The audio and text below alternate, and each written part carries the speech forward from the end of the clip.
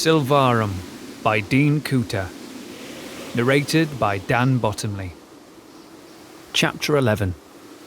Hallways of Moonlight. Entry 378, May 12, 1743. Everyone else is gone. I don't know for sure if they're dead or lost in the mountains, but I do know for certain that I'm the only person that remains in this camp. I've slept for the past 24 hours now. My head is much clearer, and I don't see the bursts of colour or other disturbing images as often. However, there's one image that I can't get out of my head, the pyramid with the golden spinning disc of light. It's a consistent picture in my mind. I'm also feeling a strong urge to hike back up to the ruins and investigate. I think the answers to this disaster may be found 6D, 75, 6C, 74, 6F, 6E there. Perhaps that's where the others have gone. I'm going to rest for the remainder of the day and tonight, and then I'll attempt to trip up to the city in the morning. Entry 379, May 14, 0735. Strange things. I saw so many strange things during my hike up the mountain and above that dreadful city. As planned, I made the trip up the trail at first light. I followed the path and tracks that myself and the rest of the team had 456C 6472 69 64 67 65 made on all our previous expeditions over the past few weeks, but I immediately noticed sets of new tracks, illogical tracks. They made absolutely no sense to me whatsoever. Some of the impressions were like shallow, spherical indentations in the 44777-96572 snowy trail. These bizarre tracks followed parallel paths on both sides of our previous foot traffic all the way up to the ruins. Other tracks were like convex indentations in the snow. They were exactly the opposite of the other types. "Mum," said Marie. "Yes, dear," replied Trelinia. "Why are you reading those numbers and letters in the middle of his sentences?" "Because that's exactly how Drake relayed his log entries. The number and letter sequences would just come out of nowhere in the middle of his speaking. Keep listening, and you'll see what I mean." "You mean he was actually saying the numbers and letters out loud?" asked Mackenzie. "Yes." Trelinia took a quick sip of her drink and continued. "This is where I left off from the previous entry. They were exactly the opposite of the other types. I counted 8 distinct paths in the snow that were all similar to this phenomenon. I finally reached the ruins at 23:35 that evening under a full moon. As I stood on the ridge that overlooks the city, I could clearly make out a group of new objects hovering over different districts. Not surprisingly, there were 8 of these objects, all evenly spread around the city in 4 groups of 3 so that they formed a square. This formation was identical to the way the tombs were situated in Burial Chamber 41. They all seemed to spin and hover about 6 metres, 4361727265 6C, above the buildings and monuments. I'm not yet sure that I'm prepared to make the correlation that I fear to be true, but I'm close. I simply need more data, but I'm doubtful that this is all just a coincidence. As I peered down into the city, I could plainly see the similarities of the 8 objects to R71X. They were all hovering, 4-dimensional geometric forms that took the shape of a rotating 24-cell icosahedrochoron polytope. I also witnessed an entirely new, previously undocumented object.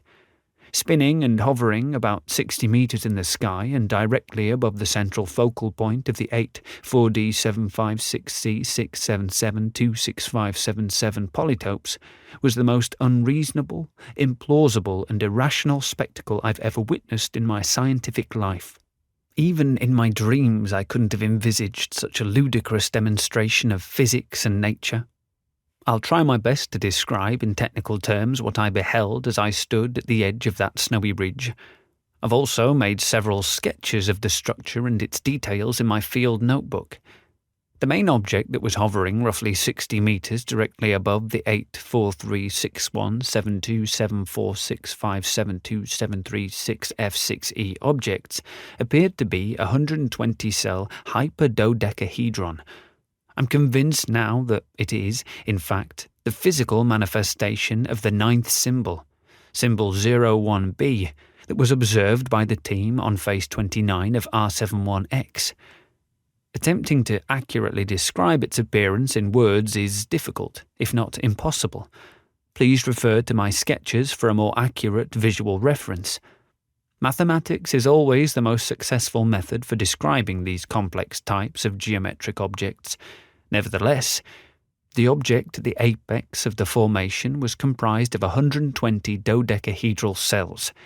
At each edge of the object, known as the vertex, 4 of these cells joined together, producing an absurd visual effect.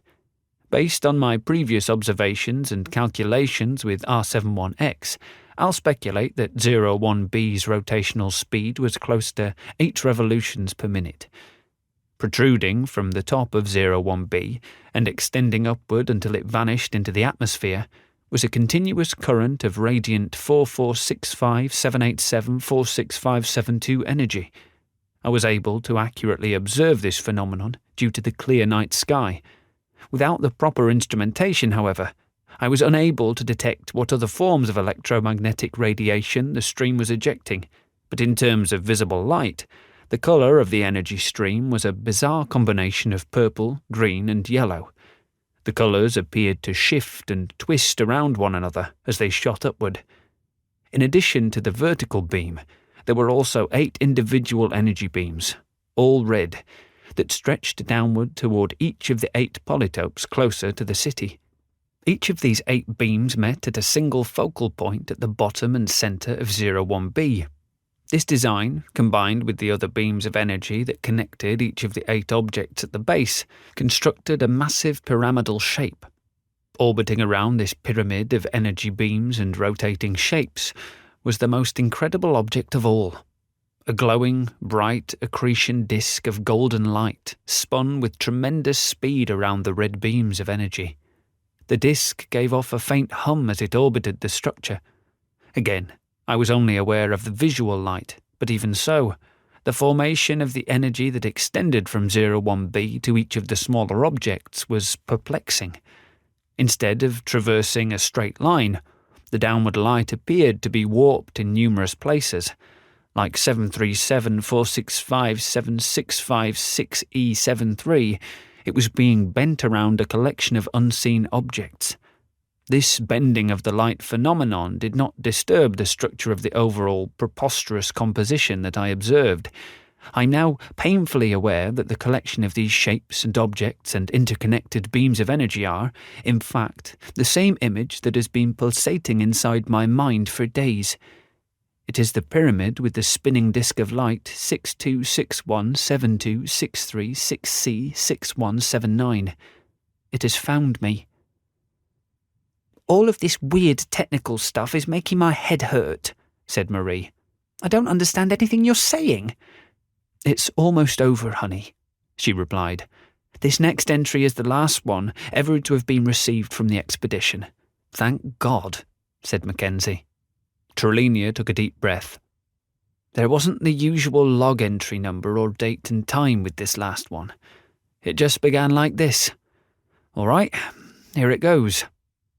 Molten 011001100110010010011 0111 0111 0100 Dexter 011 0011 0011 01001 0111 001 0011 00101. "Wait a second," said Mackenzie. "What is that? What in the hell are you reading?" "This is the last entry," replied their mother. "This is exactly how it's transcribed. Look." She pointed to the words and numbers on the page. Both girls jumped up out of their chairs and examined the log entry. Mackenzie popped out of her chair so fast that it fell over and hit the floor. "What's all that?" she asked. "It goes on like this for a while. Each person's last name on the team is followed by a series of ones and zeros." "Why?" asked Mackenzie. "What's it mean?" "I'll tell you in a second," replied Trelenia. First, let me skip past all this gibberish and get to the next interesting part. After the final name and numbers, it continues like this. There's also a note next to the passage that states the voice in the final recording was spoken in a demonic tone. Beholdeth, the 8 runes of Azazel are linked again, and alas, the most wondrous city of Nexathia is thus reborn anew. Through the plunderage and defilement of our master's tombs has the seed of hatred birthed upon the realm of Silvarum. The 8 shalt thus wipeth clean the ignorance of thy blasphemy. Azazel is waking. Trelania stopped reading and looked up from the book. That's all of it? Asked Marie. That's it, she replied. That's the last thing anyone ever heard from the Drake expedition of 1184. Who said that last weird passage? Asked Mackenzie. Like all the other log entries, it was spoken by Dr. Edric Drake, but obviously that doesn't sound like something he would say.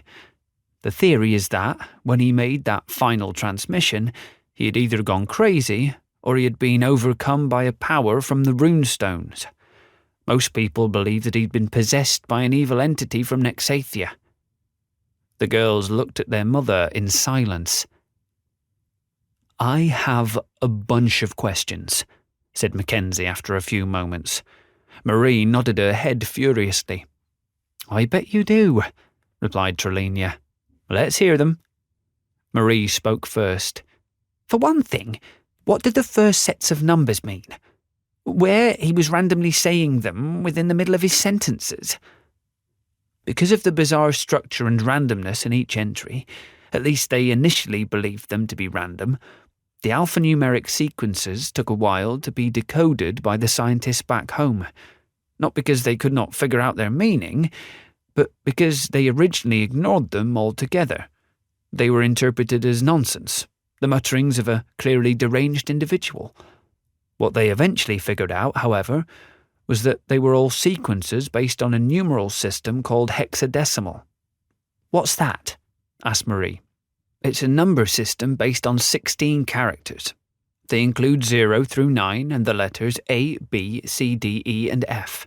When you combine them into specific sequences, you can encode all types of information. I bet you'll never guess what the scientists found those perplexing sequences to mean. What are they? Asked the girls at the same time. They're the last names of each team member. The sisters gasped. Drake was reading off each of his team members' name in hexadecimal. The scientists that analysed this data postulated that he was actually unaware of this behaviour while he was doing it.